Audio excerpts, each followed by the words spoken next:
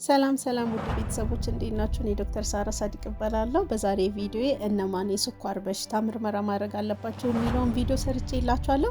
ይህ ቪዲዮ ጠቃሚ ስለሆነ ያስፈልጋችኋል ለምትሏቸው ሰዎች ሼር ማድረግ እንዳትዘነጉ። ቤተሰብ ያልሆናችሁ ሰብስክራይብ አድርጉ፣ ቪዲዮን ላይክ በማድረግ አበረታቱኝ። ወደ ቪዲዮ እንሄዳለን። አሜሪካን ዲያቤቲክ አሶሲዬሽን ባወጣው በ2026 እነማን የስኳር በሽታ ምርመራ ማድረግ አለባቸው ብሎ ባወጣው ላይ ማንኛውም ሰው 35 ዓመት ከሞላው መታየት አለበት፣ ሪስክ ኖሮ አልኖረው። ግን እነማን ናቸው 35 ዓመት ከመሙላት በፊት እነማን ናቸው የስኳር ምርመራ ማድረግ ያለባቸው የሚለው ላይ አንድ ወጣት በማንኛውም እድሜው ላይ ሆኖ ከመጠን በላይ ግዙፍ ወይ ደግሞ ወፍራም ሆኖ ቦዲ ማስ ኢንዴክሱ ከ25 ኪሎ ግራም ፐር ሜትር ስኩዌር ከሆነ ይሄ እንደ መጀመሪያው ነው። ከነዚህ አሁን ከታች ከምዘረዝርላችሁ ደግሞ ከነዛ ውስጥ ካላቸው ስኳር መመርመር አለባቸው ብሎ ነው ጋይድላይን ነው ያወጣው። ይሄን ውፍረቱን እንደ ጭንቅላታችን ውስጥ እንያዘው። ይሄ የመጀመሪያው መስት ነው እና ፊዚካል ኢንአክቲቪቲ ወይ ደግሞ እንቅስቃሴ የማያበዙ ሰዎች በልተው የሚቀመጡ በቃ ማይሄዱ ማይንቀሳቀሱ ሩቲናቸው ብዙ ጊዜ እዛው በዛው የሚሆኑ ሰዎች መታየት አለባቸው።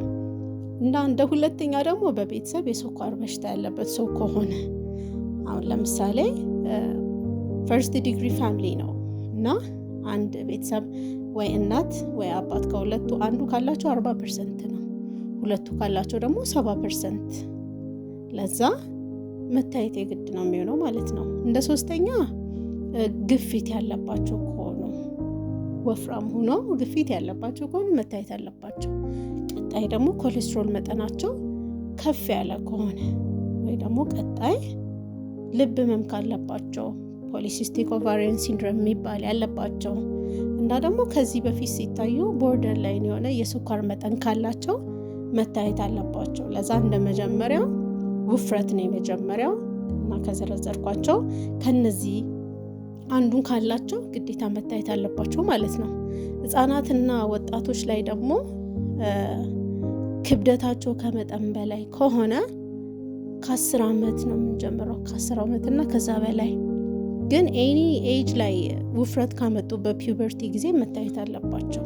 10 ዓመት እንደ መጀመሪያ ላይ ነው የቀደመው ነው የሚታየውና አንድ ሰው ስኳሩን አሁን ታየ ኖርማል ሆነ፣ ምንድነው ኔክስት ስቴፕ የሚለው ደግሞ አሁን ከታዩ የሚታዩት ቀጣይ ከ3 ዓመት በኋላ ነው ኖርማል ከሆነ ማለት ነው። ግን ቦርደር ላይ ከሆነ ስኬጁል አድርገን እንደገና እንዲታዩ እናደርጋለን። ላይፍ ስታይል ሞዲፊኬሽንን እንመክራቸዋለን፣ አመጋገባቸው እንዲያስተካክሉ እናደርጋለን ማለት ነው።